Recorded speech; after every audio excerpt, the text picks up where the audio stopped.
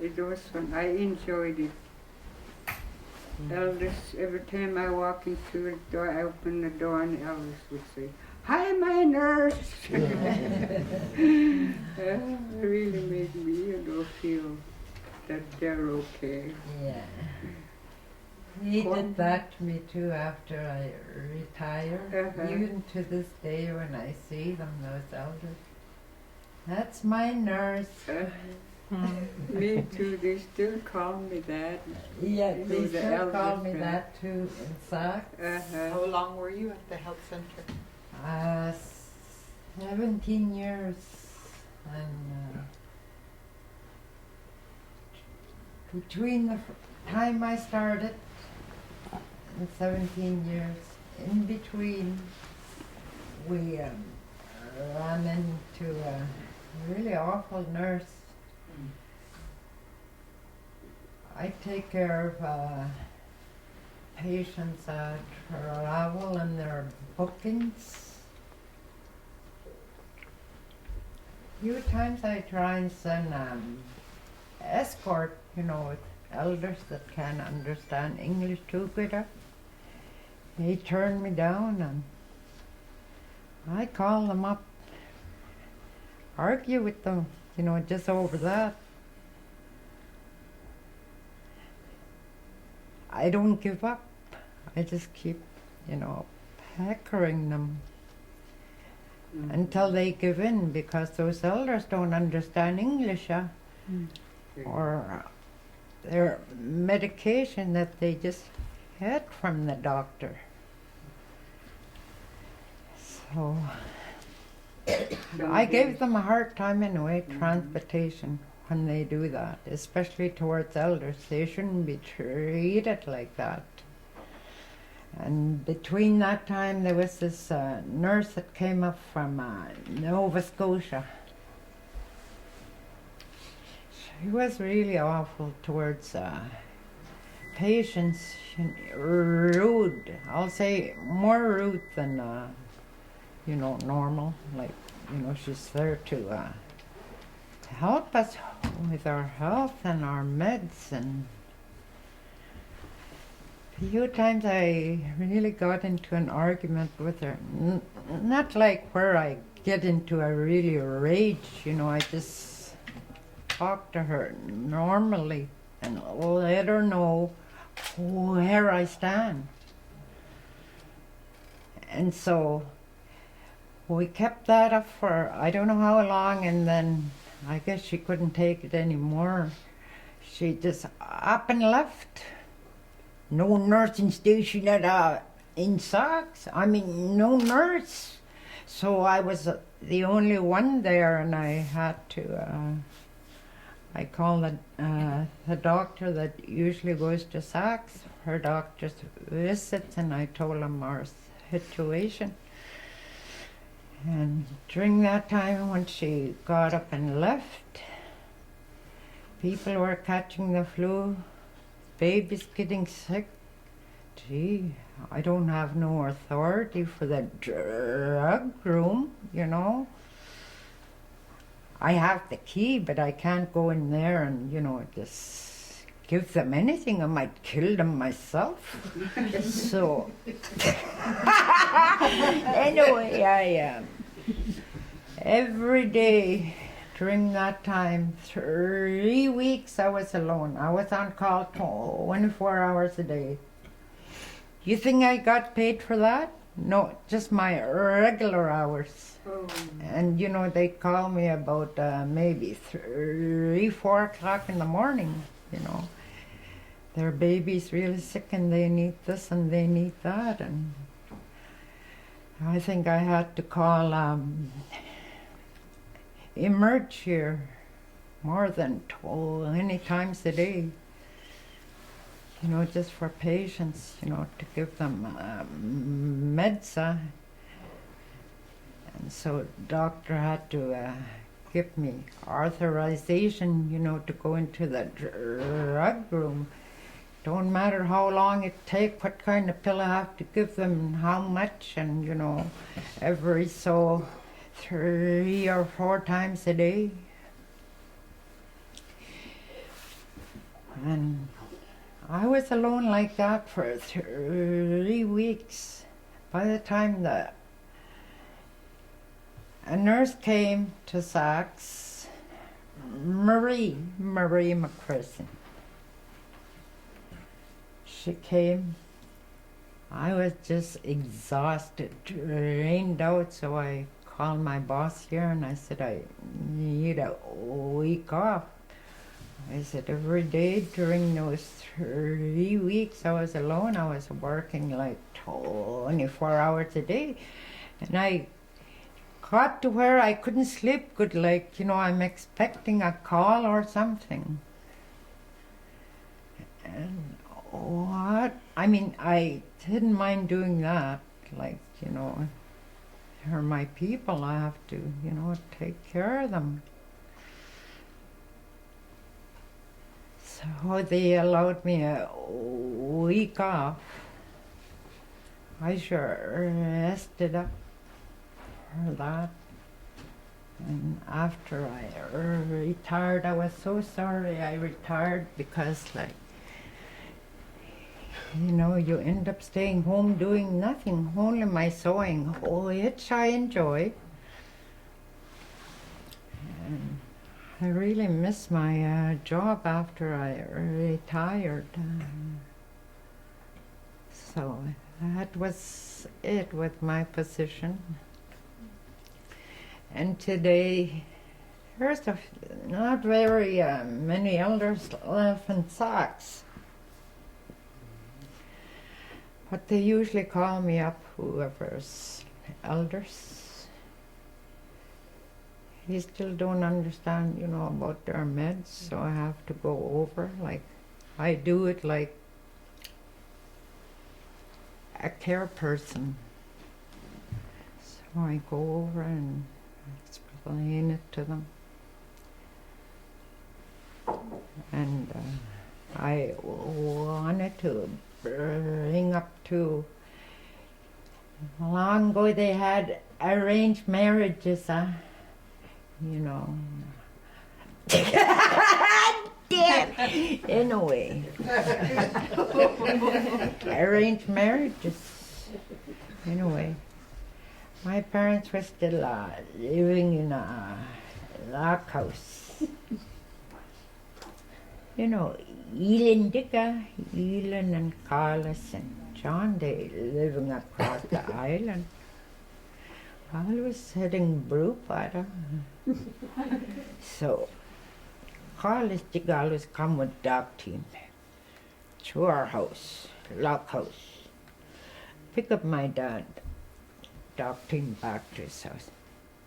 They go at it all night. My dad come home drunk and he's telling my mom. I wouldn't say, it's sister, because at least she might not forget me, even though she's up in heaven. Anyway,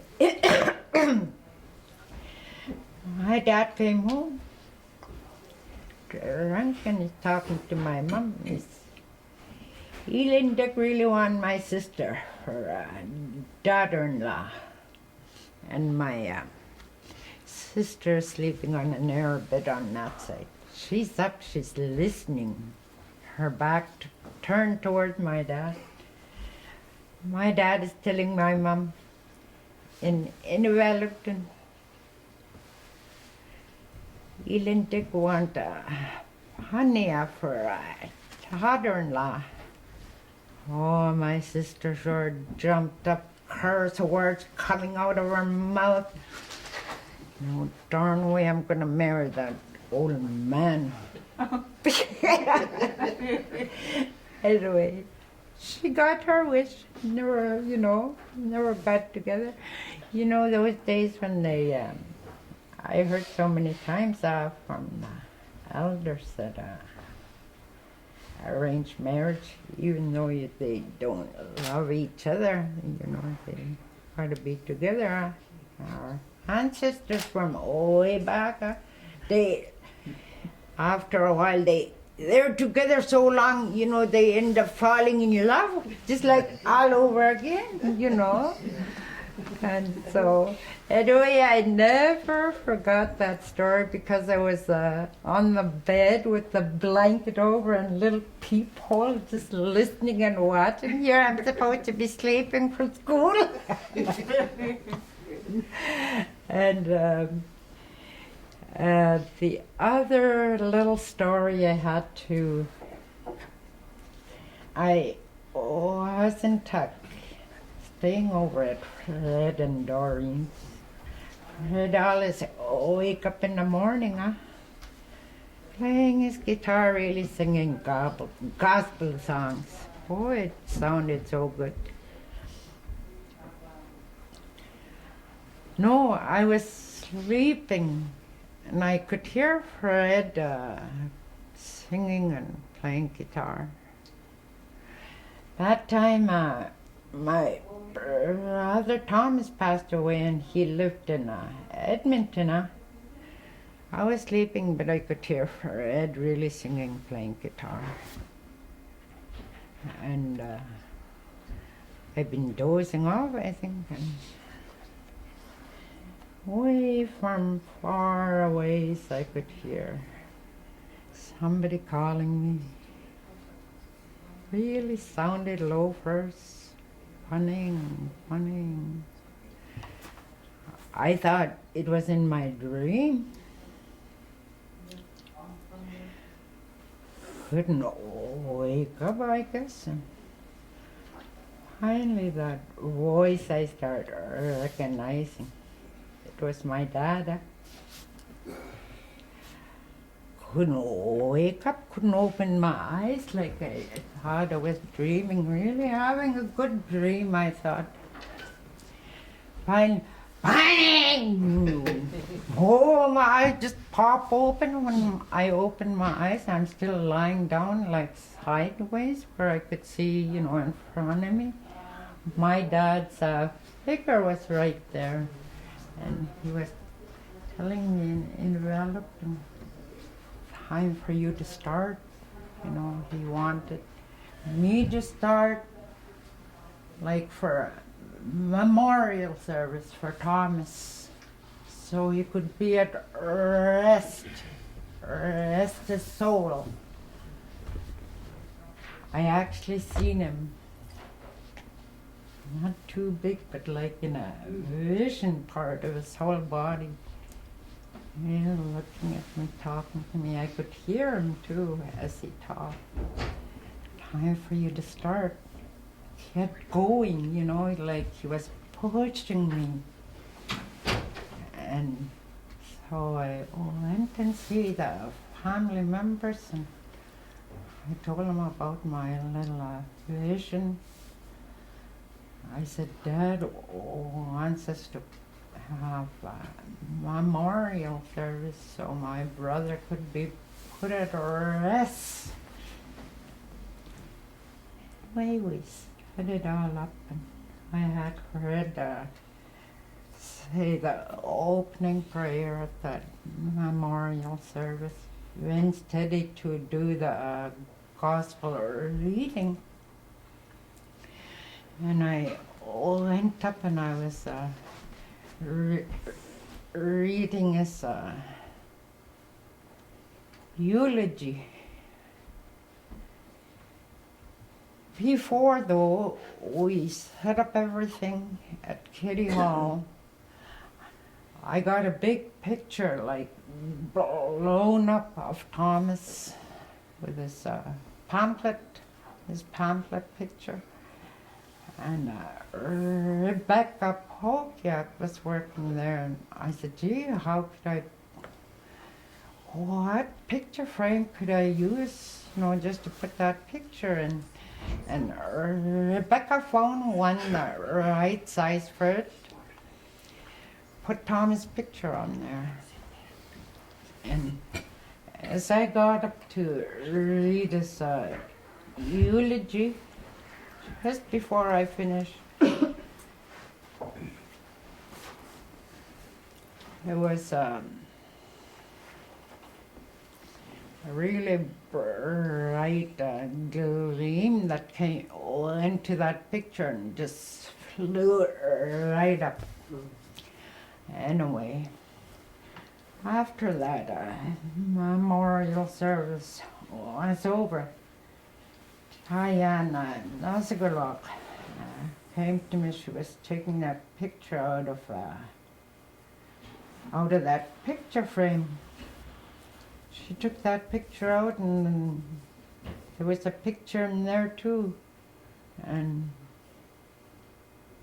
it was that minister, Thomas Umau. And my brother's name is Thomas, and Umau, my parents gave him Umau as his Inuvialuit name. So you see the connection? Thomas Umau, the minister, on that picture, and my brother Thomas Umau, they got together. And that's when we seen that beam just going up. Like, I was so amazed.